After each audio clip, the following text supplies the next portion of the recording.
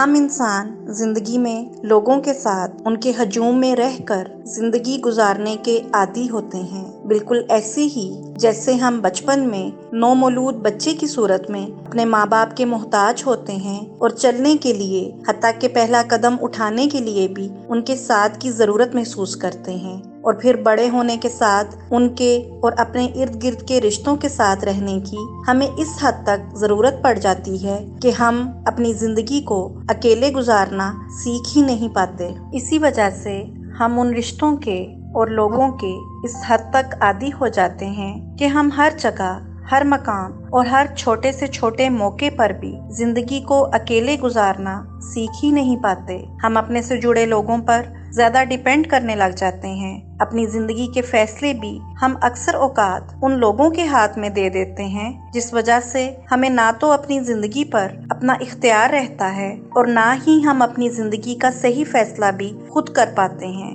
بلکہ ہر معاملے میں مشورہ اور ڈیپینڈ کرنے سے ہم اپنی اندر کی صلاحیتوں اور خوبیوں کو بھی پہچان نہیں پاتے۔ آج دنیا میں اور اپنی زندگی میں جتنے بھی کامیاب اور باقی لوگوں سے منفرد نظر آنے والے لوگوں کو ہم جانتے ہیں، انہوں نے اکیلے رہ کر خود کو وقت دیا، اپنی صلاحیتوں کو پہچانا اور خود کو منوایا۔ آپ اگر اکیلے رہنے کے لیے ہمت نہیں رکھتے تو آپ کو یہ ہمت اپنے اندر پہلے پیدا کرنی ہوگی۔ یاد رکھیں، اکیلے رہنے کے دو رخ ہیں۔ ایک رخ آپ کو ٹینشن، ڈپریشن اور انگزائٹی طرف لے جائے گا، آپ کو ایک ناکام اور ماضی میں رہنے والا انسان بنا دے گا، کیونکہ ایسی تنہائی جس کا شکار آپ ماضی میں ہونے والی کسی بات یا واقعے کی وجہ سے یا مستقبل میں آنے والی کسی پریشانی کو لے کر اگر آپ ہوں گے تو اس تنہائی اور اکیلے رہنے کا فائدے کی بجائے آپ کی شخصیت پر، آپ کی آنے والی زندگی پر اور آپ سے جڑے لوگوں پر بہت زیادہ نقصان ہے۔ مستقبل میں کیا ہوگا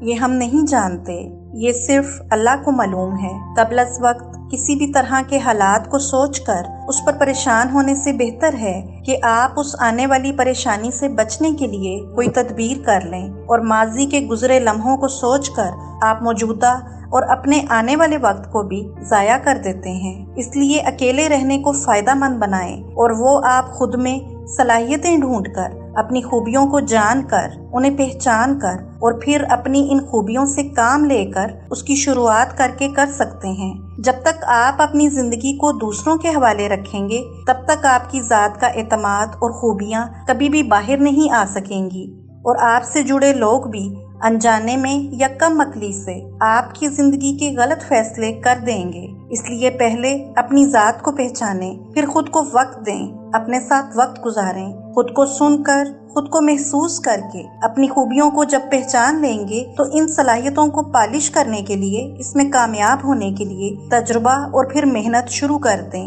اس سے آپ کی ذات کا اعتماد بڑھے گا۔ لوگ بھی ایسے لوگوں کے ساتھ رہنا پسند کرتے ہیں جو اپنی ذات میں الگ اور منفرد ہوتے ہیں، اور الگ اور منفرد ہونے سے قطعاً یہ مراد نہیں کہ آپ خود کو پرفیکٹ سمجھیں اور اس پر فخر کریں، بلکہ یہ مراد ہے کہ آپ کی ذات کی وہ خوبیاں جو آپ نے لوگوں کے ساتھ اور ان کے سہارے رہ کر خود سے بھی چھپا رکھی ہیں، اسے باہر لائیں۔ زندگی میں مشکلات ہر انسان کو فیس کرنی پڑتی ہے۔ کسی بھی انسان کی زندگی مشکلات سے آزاد نہیں ہے۔ جو لوگ ان مشکلات کو فیس کرنا، اس سے لڑنا اور خود حل ڈھونڈ کر ان سے نکل جانا سیکھ جاتے ہیں، وہ اکیلے رہنا بھی سیکھ جاتے ہیں، پھر انہیں کسی سہارے کی کبھی بھی ضرورت نہیں پڑتی۔ اگر آپ اکیلے رہنے کے اس رخ کو سمجھ کر اس کے مطابق اپنی زندگی کو گزارنا شروع کر دیں گے تو اکیلے رہنے کا یہ مثبت استعمال آپ کی آنے والی زندگی کو ایک نیا رخ دے گا، اور آپ کی زندگی کے معنی کو بالکل بدل کے